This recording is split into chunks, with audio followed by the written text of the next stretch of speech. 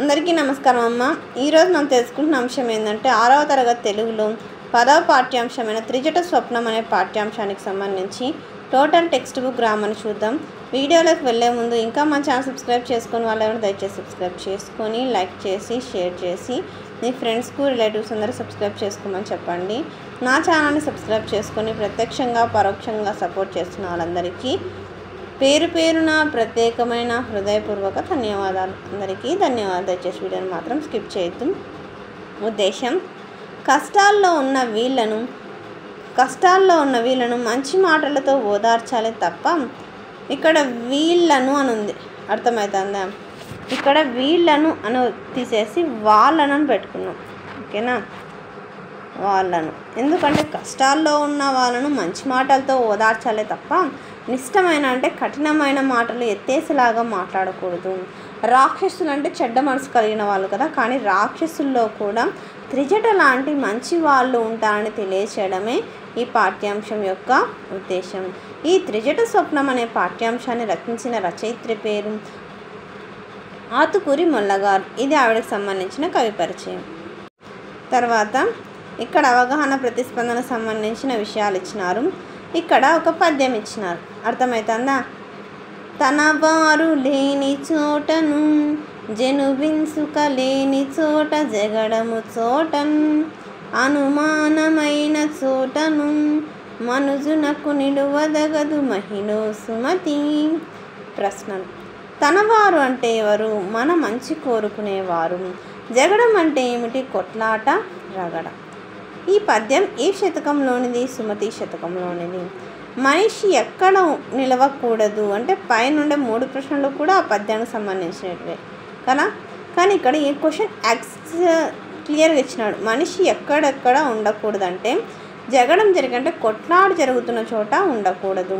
వ్యక్తీకరణ సృజనాత్మకతకు సంబంధించిన ప్రశ్నలకు సమాధానాలు మన ఛానల్లో నోట్స్ అప్లోడ్ చేస్తున్నాను. దయచేసి సబ్స్క్రైబ్ చేసుకొని వాళ్ళు దయచేసి సబ్స్క్రైబ్ చేసుకోండి. సబ్స్క్రైబ్ చేసుకుంటే మీకు ఆ వీడియోస్ అన్నీ వస్తాయి. తర్వాత భాషాంశాలు. క్రింద గీత గీసిన మాటలకు అర్థాలను రాయండి. వాటితో సొంత వాక్యాలను రాయండి. ఇంతి అంటే స్త్రీ, కోటీరం అంటే కిరీటం. ప్రజాస్వామ్యంలో రాజరికాలు, కిరీటాలు లేవు. ఉర్వి అంటే భూమి, ఈ భూమిని జాగ్రత్తగా కాపాడాలి. రాఘవుడు అంటే శ్రీరాముడు, శ్రీరాముడు ధర్మస్వరూపుడు. లెస్స అంటే బాగు, అన్ని భాషలలోకి తెలుగు భాష బాగుగా ఉంటుంది. క్రింది వాక్యాలను చదవండి. ప్రతి వాక్యంలోనూ ఒక పదానికి అదే అర్థం వచ్చే మరొక పదం ఉన్నది. ఆ పదానికి కింద గీత గీయండి. భూమి, ధరణి. సంతోషం, ఎలిమి. మాట, ఉక్తి. కాంతి, వెలుగు. కరుణ, దయ. క్రింది పదాలకు ప్రకృతి వికృతులను జతపరిచి రాయండి. భాష, భాష. అంబ, అమ్మ. నిద్ర, నిదుర. వ్యాకరణాంశాలు. రామాలయం, రామ ప్లస్ ఆలయం. కవీంద్రుడు, కవి ప్లస్ ఇంద్రుడు. గురుపదేశం, గురు ప్లస్ ఉపదేశం. మాతృణం, మాతృ ప్లస్ రుణం. తర్వాత ఇక్కడ ఏమి ఇచ్చినారు? గ్రామర్ ఇచ్చినారు. కవీశ్వరుడు అంటే కవి ప్లస్ ఈశ్వరుడు. కోటీశ్వరుడు, కోటి ప్లస్ ఈశ్వరుడు. వధూపేతుడు, వధు ప్లస్ ఉపేతుడు. దేవాలయం, దేవ ప్లస్ ఆలయం. క్రింది వాక్యాలను సంయుక్త వాక్యాలుగా మార్చండి. సీతారాములకు ఆనందం కలిగింది. ద్విజట, ద్విజటలు బాధపడ్డారు. మీరు కఠినంగాను కోపంగాను మాట్లాడకండి.